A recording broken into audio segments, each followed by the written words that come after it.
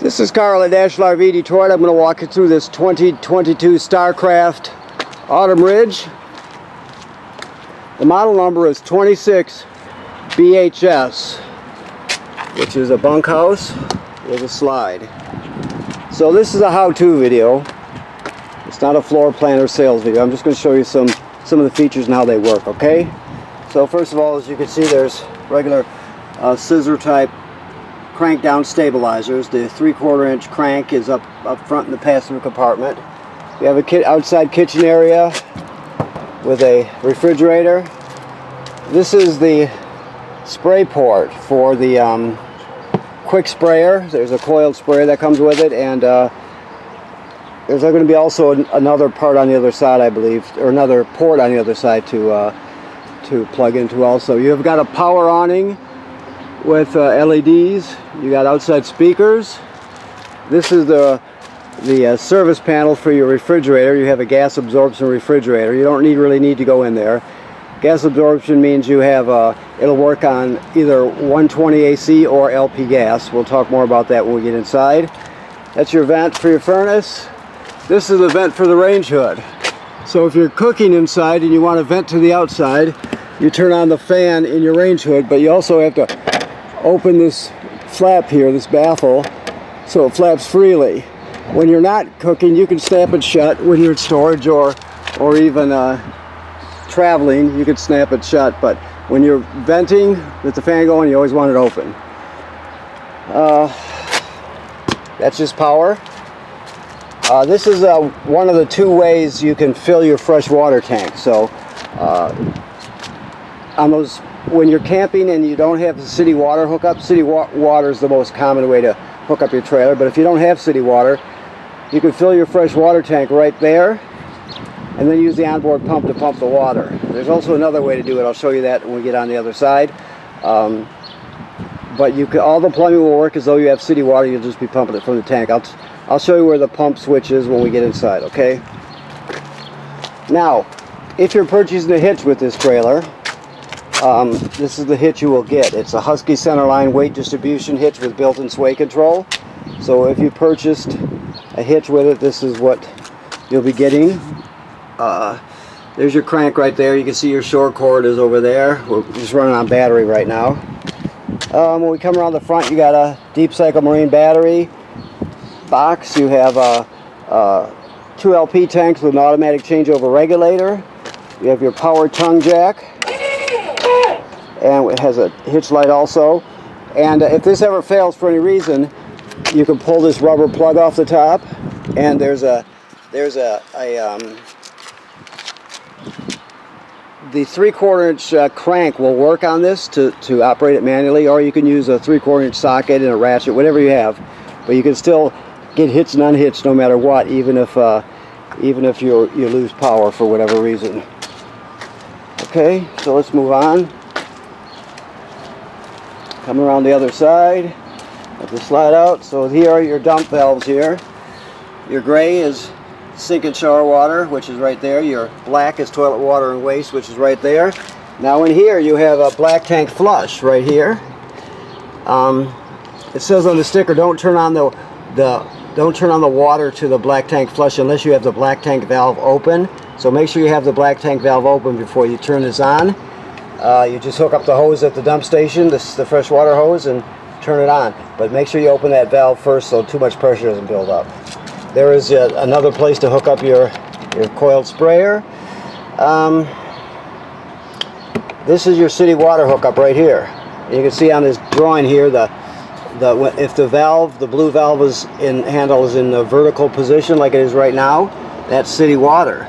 But if you wanted to fill your tank from here, you can just turn it to this position. You can see the drawing there, horizontal, and it'll fill up your fresh water tank from here. So you can do it on the other side or this side, whichever way you want to do it. This is your 30 amp port for your short cord. Okay. Your water heater.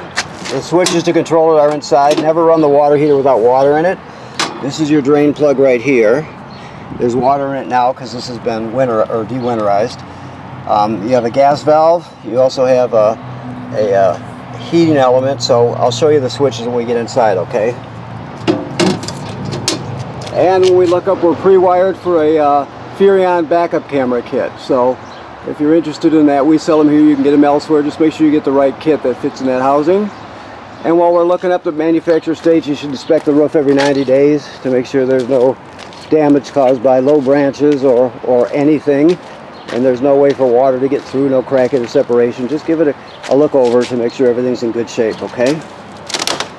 Alrighty. So when we first come in the door, we see your carbon monoxide LP gas detector. It should always be green like it is. It should be glowing green. If not, get it serviced. There's also a test button. If you push it, it'll run it through the test cycle. Never, if it stops working, get it replaced immediately. They're not expensive and it's very important. Your awning, your power awning, never leave the awning out unattended. Okay? If you're not going to be at the campsite, roll it in. Your slide room here. Make sure there's nothing in front of it coming in or going out. And then you have your water pump here. We talked about that. Use that to pump water out of your fresh water tank. If you don't have city water, you also use that to winterize the trailer. To light your water heater on gas is right here. There's the fault light up there. And to turn on the electric heating element, which most people run throughout the day, you're going to run that right just like that. Okay. Make sure there's water in the tank before you turn that on. Battery. Fresh water, black and gray tanks. It graduates up in 1/3 increments. Your keys are right here on the sink. Okay. So, your microwave works like any other microwave. This is your range hood. You have a fan and a light. If you're running the fan, make sure that baffle on the outside, you want it open. Just to light your cooktop, you're just going to spark clockwise. I don't know if he's got the gas turned on or what, but I don't think he does. So, but you're just going to turn it to the light position and turn this clockwise, and they'll light. The oven is a little different. There's a pilot light down here all the way to the back. So you're going to have to go to the picture of the flame. You depress it. You light it while it's depressed. You continue to hold it depressed, never letting up on it. After it lights, you hold this for another 10 or 15 seconds to heat up the thermocouple. Then you go to temperature, and it cycles as an oven does, but when you shut it off, the flame goes out, and so does the pilot light, so you have to relight the pilot light each time you use the oven. You have lights, okay? Always travel with this in the down position, but never close it with the burners hot, okay? Your refrigerator, gas absorption, like I said, you're going to always run it on auto. This is auto right here. So if you run it on auto, auto means auto electric. It always seeks out 120 AC as it can when you select auto. Right now, I said we're running on battery. Remember, so because we're running on battery, it can't turn on. So what it does is it automatically lights on gas for you. So it'll light on gas, and another good way to illustrate it is, if you're sleeping in the middle of the night, or you've gone away exploring for the day, nobody's at the campsite, and you have a power failure at the campground, it's a really hot day or night, this will detect the loss of power, and it'll automatically light it on gas. Okay, always keep it temperature up all the way, and auto's the way to run it. When you're pulling it down the road, if you want to keep it cool, you could put it on gas, dedicate it to gas, but generally speaking, auto's the way to go. This is your power converter right here. This converts AC to DC power. So when you're plugged into shore power, you have regular 120 AC circuit breakers here, and they're labeled. Okay. Then the power's converted to 12 volt DC on this side, and you've got 12 volt DC fuses, and they're all labeled here. So you convert AC to DC power in this. It's also a battery tender, so it'll sense, as long as you're plugged into shore power, it's going to sense how much energy your battery up front needs, and it'll send as many amps necessary to keep it charged. So when you're pulling down the road, your tow vehicle is going to charge the battery, and when you're plugged into shore power, this power converter will charge the battery, and like I said, it also converts AC to DC power. Everything that can run on DC, 12 volt DC, in this trailer does, all trailers. Some things have to be AC, like the microwave or the air conditioning, but everything else, just about everything else, runs on 12 volt DC, okay? Bunks, of course. Your thermostat is very simple. You're just going to hit the mode button to light it up, then you just keep poking mode till you get to the one you want. That's it. This table, you can pull the legs off the bottom, and you can set it at the top on these cleats here, and turn this into a bed if you choose to.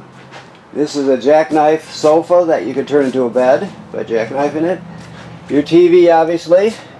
Your sound. It has AM FM radio. It has a USB drive for MP3s. HDMI out, in case you wanted to plug it into or HDMI in case you want to plug into plug a Blu-ray player in or something like that, a portable player, anything like that. You have Bluetooth, so you can stream wirelessly, so it does everything you need.